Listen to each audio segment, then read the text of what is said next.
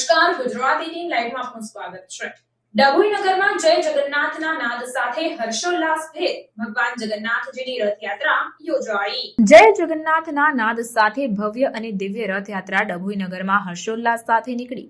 ભગવાન જગન્નાથજીની દિવ્ય રથયાત્રા ડભોઈ બદ્રીનારાયણ મંદિર ખાતેથી દિવ્ય રથયાત્રાનું આયોજન કરવામાં આવ્યું, જેમાં મોટી સંખ્યામાં ભાવિ ભક્તો રથયાત્રામાં જોડાયા હતા। તો ધારાસભ્ય શૈલેષભાઈ મહેતા સહિત રાજકીય આગેવાનો દ્વારા રથયાત્રાને પ્રસ્થાન કરાવવામાં આવ્યું હતું।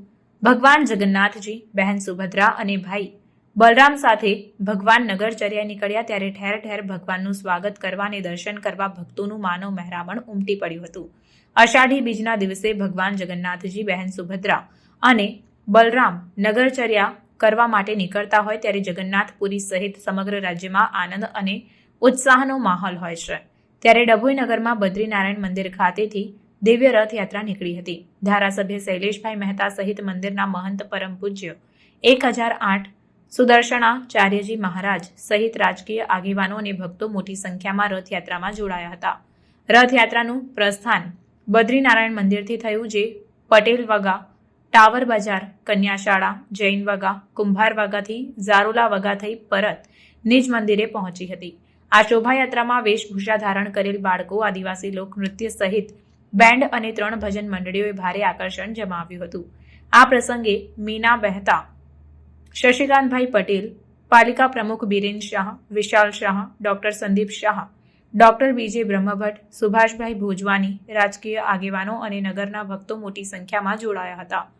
ઠેર ઠેર ભગવાનનું સ્વાગત કરવા ભક્તો ઉમટી પડ્યા હતા અને સાથે જ ઠેર ઠેર પ્રસાદીનું વિતરણ કરવામાં આવ્યું હતું। આ રથયાત્રામાં મોટી સંખ્યામાં સ્વામિનારાયણ સંપ્રદાયના સાધુ સંતો, બ્રહ્માકુમારી બહેનો સહિત ભક્તો જોડાયા હતા। ટાવર બજાર પાસે રથયાત્રામાં ડભોઈના સેવાભાવી મુસ્લિમ બિરાદરો દ્વારા ઠંડા પાણી, શરબતના સ્ટોલ લગાવીને હિન્દુ મુસ્લિમ એકતાનું પ્રતીક દર્શાવવામાં આવ્યું। તો સોખડા મંદિરના સાધુ સંતો અને હરિભક્તો પણ રથયાત્રામાં જોડાયા હતા। આજે અષાઢી બીજ, આજના દિવસે સમગ્ર દેશમાં ભગવાન જગન્નાથની રથયાત્રાનું આયોજન કરવામાં આવે છે। વર્ષમાં એક દિવસ ભગવાન નગર ચર્ચાએ નીકળતા હોય છે, નગરજનોને દર્શન આપતા હોય છે અને સમગ્ર નગરમાં એ ફરતા હોય છે। એ પરંપરાને અનુસાર ગર્ભાવતી નગરીમાં પણ વર્ષોથી રથયાત્રાનું આયોજન કરવામાં આવે છે। ભગવાન જગન્નાથની રથયાત્રા દ્વારા ભગવાન ગર્ભાવતી નગરીને સંસ્કારિતા, ગર્ભાવતી નગરીમાં ભાઈચારો અને ગર્ભાવતી નગરીના લોકો પર સુખ શાંતિ સમૃદ્ધિને કરતા રહે, આશીર્વાદ આપતા રહે એવી એમની પાસે પ્રાર્થના કરું છું।